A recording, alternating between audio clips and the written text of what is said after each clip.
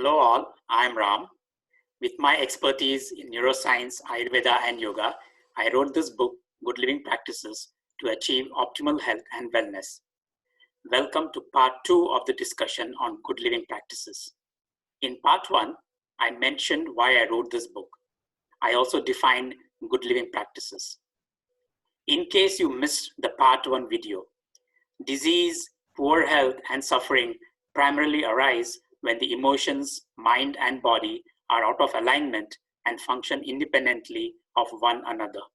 In other words, if you only focus on your body and pay very little attention to your mind or emotions, or if you're doing everything correct for the body and mind, but your emotions are out of place, I call this a fractionated life.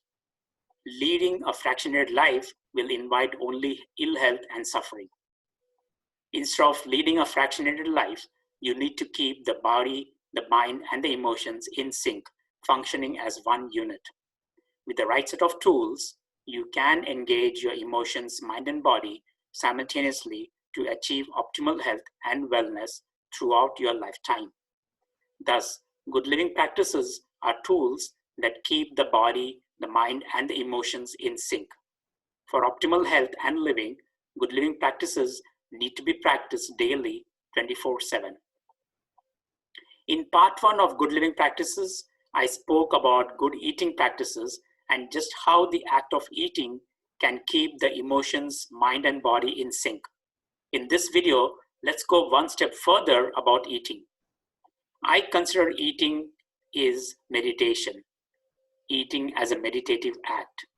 The term meditation involves 3 components: attention, focus, and awareness. So you need to bring these 3 components, attention, focus, and awareness, when you sit to eat. The question is, how do you bring attention, focus, and awareness, and how do you sustain it while you're eating? So let's say you're ready to eat. You are following all the guidelines from the part 1 video. If you're following those guidelines, then as you sit to eat, your body is already stable, your mind is still, and your emotions are calm and balanced. Now take a morsel of food and start chewing the food for a minimum count of 30. To get to 30 counts of chewing, you need to count mentally. Notice as you start counting from 1 to 30, your mind is focused on the count and naturally your emotions are balanced. After a count of 30, the food is more fluid-like and feels very soft. That's when you swallow the food. Follow the same chewing guideline when you take the next morsel of food. Develop this habit and make it a part of your eating practice. Since you don't want to lose the count of your chewing, naturally your attention, focus, and awareness are all on chewing the food. Thus, eating now becomes an act of meditation. There are several advantages and health benefits to chewing the food. To know more about these health benefits, read my book, Good Living Practices, which is available on Amazon. Remember, your health is your personal property and you need to take good care of your own health.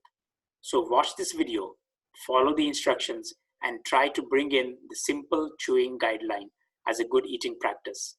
Do it for 1 week and write your experience in the comment section. Please do share this video with your friends and your loved ones, since health is each one's personal property and everyone needs to take good care of their own health.